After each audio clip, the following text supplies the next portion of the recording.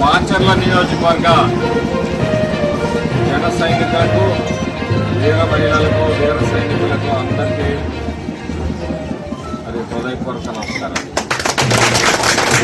ఈ సమావేశం ముఖ్యంగా జనసేన కార్యకర్తలకు, నాయకులకు ఒక ఆత్మీయ సమ్మేళనం ఏర్పాటు చేసుకోవాలని చెప్పేసి మన జనసేన నాయకులు భావించినందువల్ల ఏర్పాటు చేయాలి. పై స్థాయిలో చంద్రబాబు నాయుడు గారు, పవన్ కళ్యాణ్ గారు ఒక అవగాహనతోటే నిలిపించారు కాబట్టి అవగాహన లేకుండా తాత్కాలికమైన భావోద్వేగాలతో ఇద్దరు కలిసి పనిచేయాలని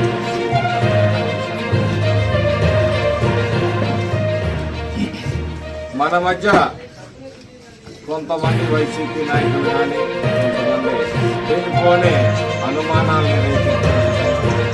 ఎవరు ఎన్నాళ్ళు ముఖ్యమంత్రి, ముందెవరు, వెనకెవరు, ఈ రకమైన ప్రశ్నలన్నీ కూడా చేసే పరిస్థితుల్లో ఎవరు ఏంటి అనేది వాళ్ళిద్దరూ నిర్ణయించుకున్నారు. మా నాయకుడు కానీ, జనసేన నాయకుడు కానీ, పవన్ కళ్యాణ్ గారు ఇద్దరూ కలిసి జనసేన, తెలుగుదేశం నాయకులందరూ గ్రామాల్లో ఐకమత్యంగా ఉండి ఈ రాష్ట్రంలో నుంచి ఒక దుర్మార్గపు శక్తిని, ఈ ప్రజా వ్యతిరేక పార్టీని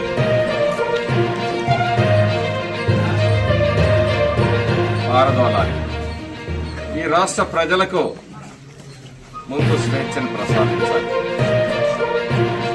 అడుగడుగున ఆటంకాలు, అడుగడుగున నిర్బంధాలు, ప్రతిదానికి వీళ్ళ అనుమతులతోటి ఈరోజు ఈ రాష్ట్రంలో మనమే కాదు, జనసేన అధినేత పవన్ కళ్యాణ్ గారు కానీ, చంద్రబాబు నాయుడు గారు కానీ, లోకేష్ గారు కానీ వాళ్ళ కనుసన్నల్లోనే నడవాలి. వాళ్ళు ఎక్కడికి పోవాలన్నా, ఏ కార్యక్రమం చేయాలన్నా మా అనుమతి ఉండాలని చెప్పేసి ఒక రకమైన నిర్బంధాన్ని, పోలీస్ చట్టాన్ని తీసుకొని వచ్చి ఇబ్బందులు పెడతాం. ఈరోజు ఘనంగా డాక్టర్ బాబాసాహెబ్ అంబేద్కర్ గారి విగ్రహాన్ని ఏర్పాటు చేస్తాం. సంతోషం, మేము దాన్ని ఆహ్వానిస్తున్నాం.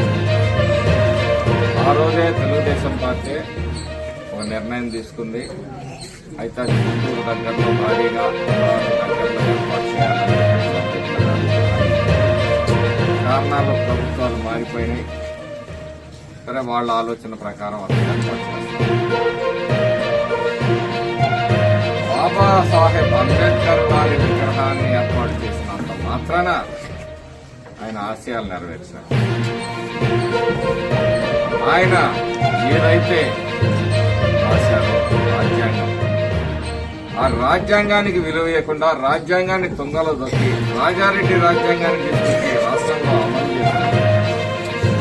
అంబేద్కర్ విగ్రహాన్ని పెట్టడం అంటే మరి వాళ్ళు చేసిన తప్పుల్ని తప్పిపుచ్చుకోవడానికి చేస్తున్న ప్రయత్నం. ఎందుకంటే 4.5 సంవత్సరాలు 4 సంవత్సరాలు 9 నెలలు గడిచిపోయాయి. ఈ 4 సంవత్సరాల 9 నెలల కాలంలో రాష్ట్రంలోని అన్ని వర్గాల వారు కూడా ఆయన మాట్లాడితే చెప్తాడు, నా ఎస్సీలు అంటాడు, నా ఎస్టీలు అంటాడు, నా బీసీలు అంటాడు, నా మైనార్టీలు అంటాడు. వాళ్లే కాదు, ఈ రాష్ట్రంలో ఉన్న అన్ని వర్గాలు కూడా అన్ని వర్గాల మీద దాడులు జరిగాయి. పోలీస్ స్టేషన్లో కేసులు అయితే నమోదు కాదు. దాడి జరిగినా పోలీస్ స్టేషన్కి వెళ్తే న్యాయం జరిగే పరిస్థితి లేదు.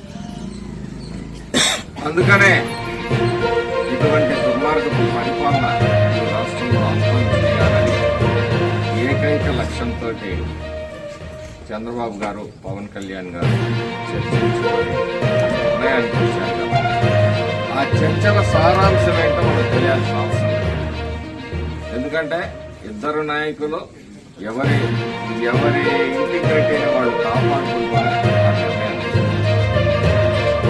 వాళ్ళు ఏం మాట్లాడుకున్నారా ఏంటని అంత లోతుకు మనం పోవాల్సిన పని లేదు. మనకి ఒక పిలుపుచ్చారు, జనసేన తెలుగుదేశం నాయకులు కలిసి పనిచేయాలి. మనం కూడా ఈ నియోజకవర్గంలో ఈ నియోజకవర్గ ఇన్ఛార్జిగా నేను కూడా తెలుగుదేశం వర్గీయులందరికీ కూడా ఒక చెప్తాను.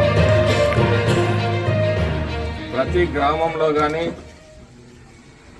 లేదా మున్సిపాలిటీలో కానీ ఎక్కడైనా ఒక కార్యక్రమం చేసేటప్పుడు మనం కలిసి పోటీ చేస్తున్నాం. జనసేన తెలుగుదేశం కూటమికి సంబంధించిన వ్యక్తులు, జనసేన వ్యక్తులు ఎవరున్నా కూడా ఖచ్చితంగా మీరందరూ ఆహ్వానించి వారిని కలుపుకొని పనిచేయాల్సిందిగా కోరుతున్నాం.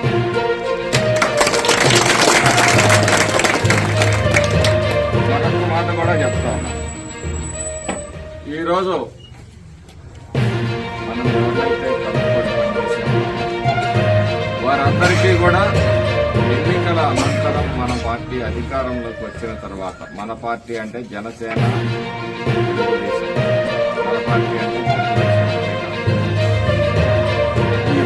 మన కూటమి అధికారంలోకి వచ్చిన తర్వాత వారందరికీ కూడా మనం అందరూ ఒకటే అనే అన్ని కార్యక్రమాల్లో మనం భాగస్వామ్యం చేయాలని చెప్పి సందర్భంగా చెప్తాను. ఈ రోజేదో ఎన్నికల ముందు 4 రోజులు వ్యవహారాన్ని కాకుండా